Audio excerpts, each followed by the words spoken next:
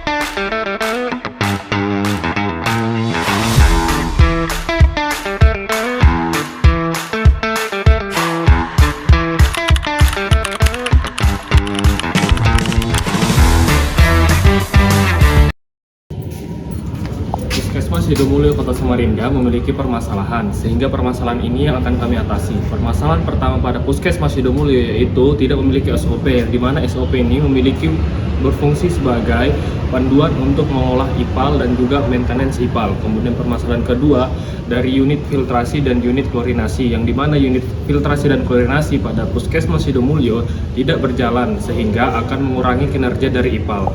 Kemudian permasalahan ketiga dari Puskesmas Sidomulyo ini tidak memiliki logbook atau tidak memiliki laporan untuk pengujian dan juga pengecekan air limbah setiap tahunnya, sehingga perlu dilakukan perbaikan agar semua parameter-parameter yang diuji dapat tersusun dengan baik.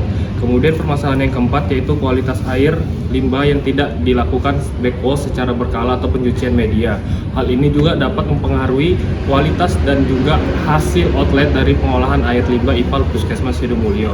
Oleh karena itu, dari Matkul Desain Teknik Lingkungan Terpadu ini kami mencoba untuk membantu Puskesmas Sidomulyo untuk memperbaiki semua permasalahan yang ada di Puskesmas Sidomulyo.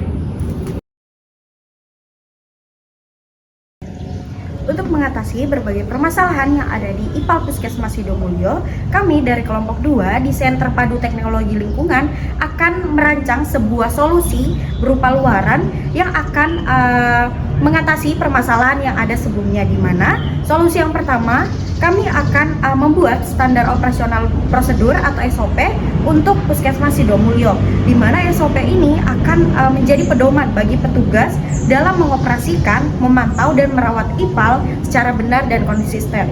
Yang kedua, kami akan melakukan pengarahan kepada pihak Puskesmas Sidomulyo untuk melakukan perbaikan pada unit yang sebelumnya tidak beroperasi, di mana kami temukan ada 2 unit yang tidak beroperasi. Yang pertama ada unit filtrasi, di mana unit filtrasi ini harus diperbaiki lagi agar proses filtrasi atau penyaringan akan berjalan secara optimal. Yang kedua ada unit klorinasi, di mana unit ini harus berfungsi kembali untuk memastikan bahwa proses disinfeksi air limbah berjalan secara sesuai standar atau optimal. Selanjutnya, yang ketiga adalah kami akan membuat sebuah from logbook operasional IPAL, di mana logbook ini akan digunakan oleh petugas nantinya untuk mencatat kegiatan harian seperti pengecekan alat, pengukuran parameter harian, serta pengecekan kondisi existing IPAL Puskesmas Sidomulyo. Dan yang terakhir, kami akan memberikan arahan kepada pihak Puskesmas Sidomulyo untuk perlu melakukan pengujian kualitas air limbah secara berkala, di mana akan dilakukan melalui laboratorium terakreditasi, di mana pengujian rutin ini akan memastikan bahwa kualitas air limbah yang nantinya akan dibuang ke badan air itu akan sudah memenuhi baku mutu dan aman untuk dibuang ke lingkungan.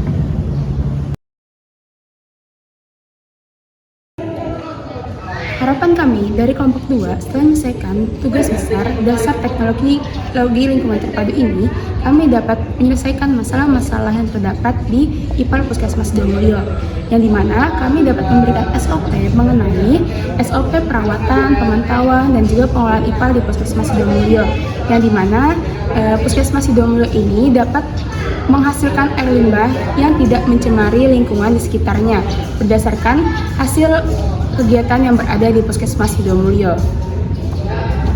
Laporan evaluasi dan juga optimalisasi IPAL di Puskesmas Sidomulyo, Kota Samarinda, kami dari kelompok 2 mengucapkan terima kasih.